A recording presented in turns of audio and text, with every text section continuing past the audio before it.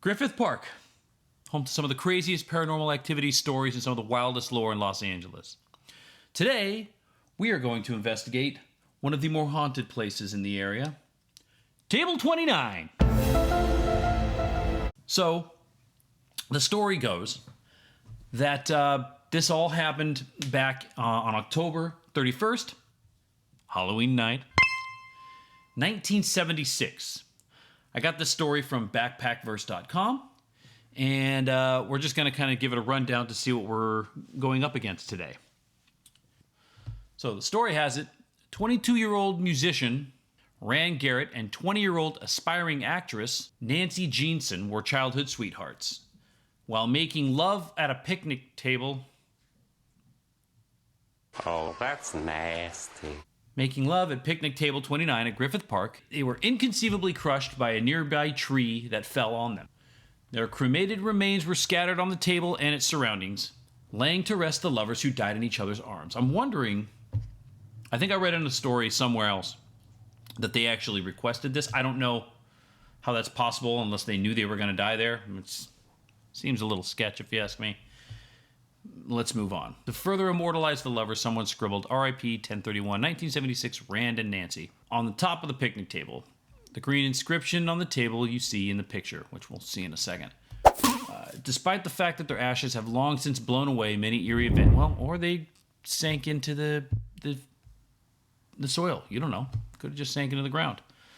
Tend to take place there, especially around the death of their anniversary. This could indicate that the spirits of Rand and Nancy aren't too far away from the picnic table they died at. Further adding to the mystery is the fact that the fallen tree hasn't rotted over the past 40 years. Well, many people who worked at Griffith Park have encountered Rand and Nancy who suffered at their hands. One of the first incidents was reported by tree trimmer Morris Carl, who was authorized to clear the fallen tree. According to the incident report he filed that evening, Carl arrived at the site on November 7th, a week after. Gross. He was entrusted with sawing the branches and trunk of the tree. However, after starting a routine procedure, he was overcome by a strange sensation. And he goes on to say in the interview, "In my statement, I said that I felt funny. It was as if I was coming down with the fastest flu ever.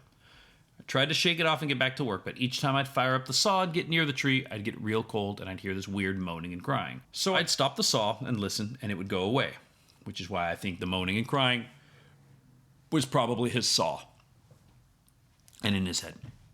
I mean, obviously, if this just happened, he knew that these people had died here a week before this.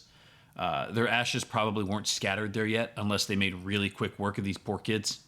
And again, this would only really happen if these kids and their families knew that they were going to die that night.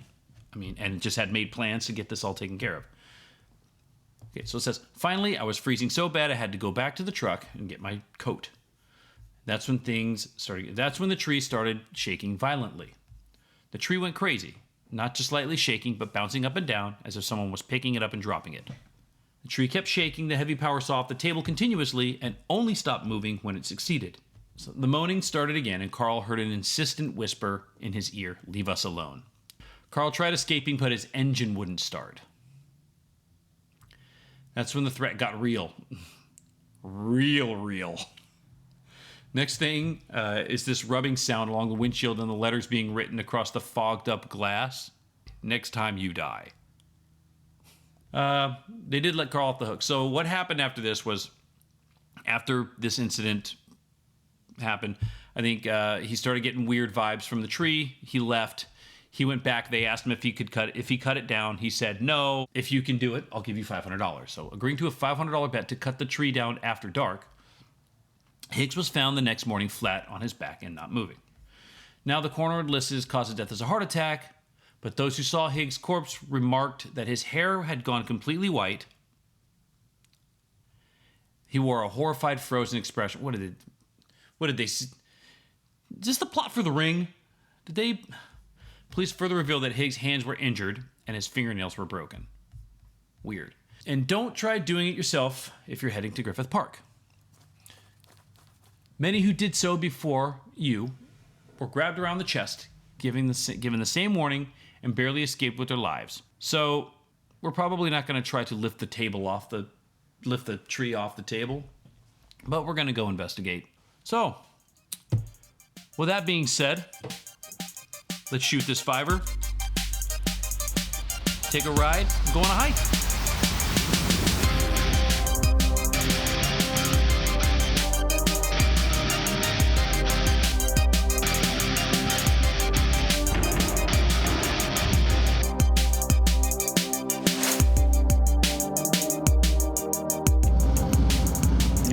Of course, there's a giant accident.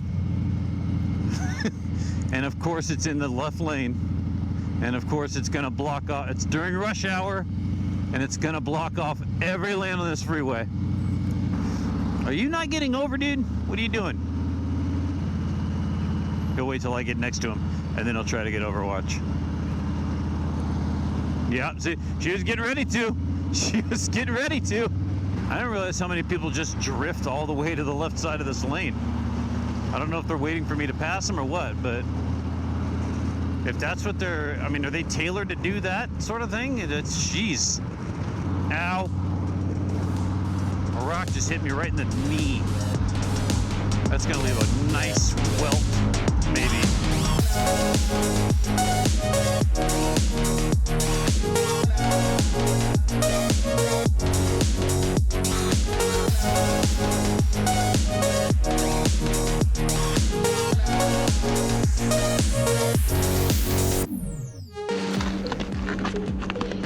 We'll start.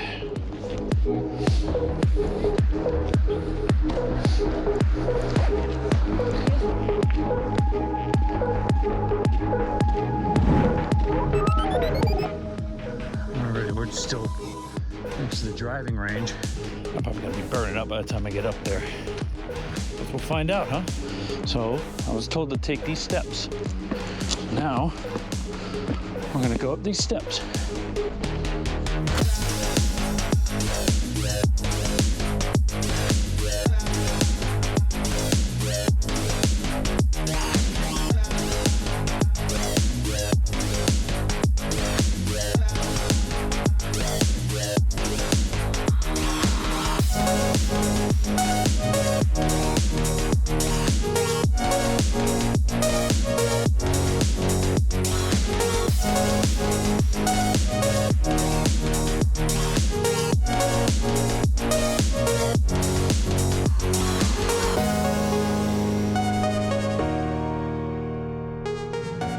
Doesn't sound like I'm alone here.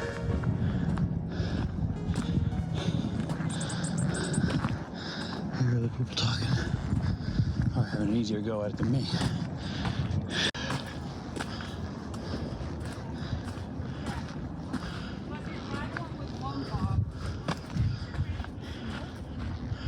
Huh.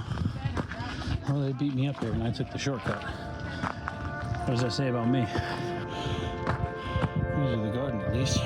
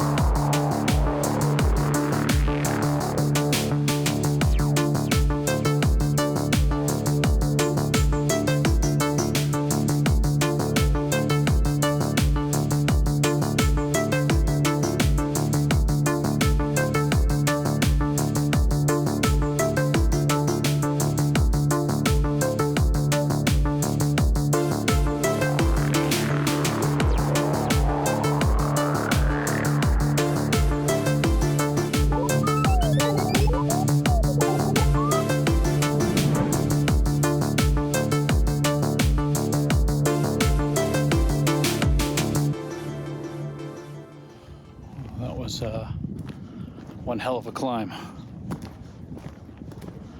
We should be coming up on it now. Is this it? This is it. I didn't expect it to be on a hill. Get what we get here.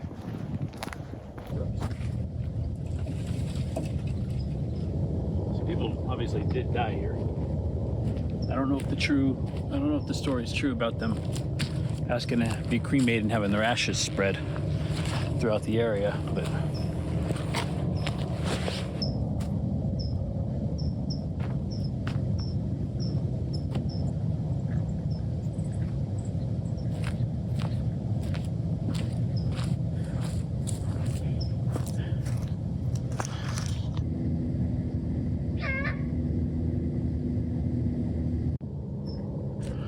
something kind of trippy about this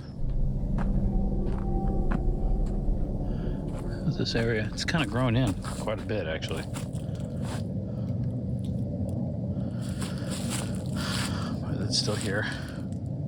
But it looks like the tree that fell, if you look, since it fell 50 years ago or whatever it's been, it looks like it's just grown that way now since they haven't been able to take it out. It's just accepted its fate, and even the one next to it.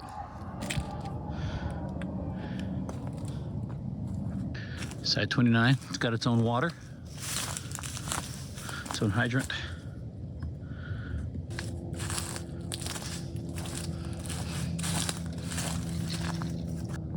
There's no doubt that it is a long ways up. It was not easy to get here. Not for a fat, out of shape 40-year-old man. Now we'll just kind of wait for the rest of the sun to go down and see if we get any creep vibes. Wait to basically get kicked out of here by the park rangers. That'll be fun, right? It does start to get significantly colder quickly. There's an owl that's just kind of circulating around. I think he's waiting for me to leave. This must be his hunting ground. So far, I don't really get many vibes. There's been a lot of YouTube channels that claim to have some sort of weird feeling and pizzazz. A lot of those people come to these places in groups. There's safety in numbers, and there's also a reinforcement of paranoia in numbers too. There's a tendency of people to want to kind of go along with what the rest of the group is doing, and because it's not full.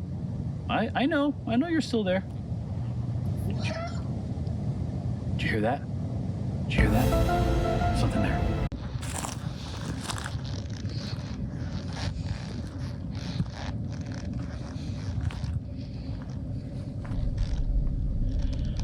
Alright, summit down.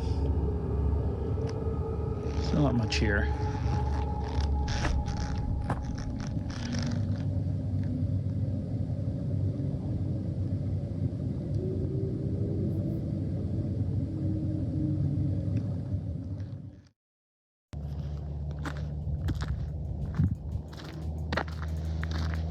Trip.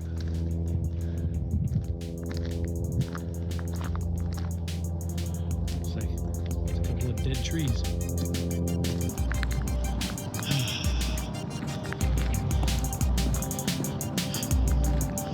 Hello, princess.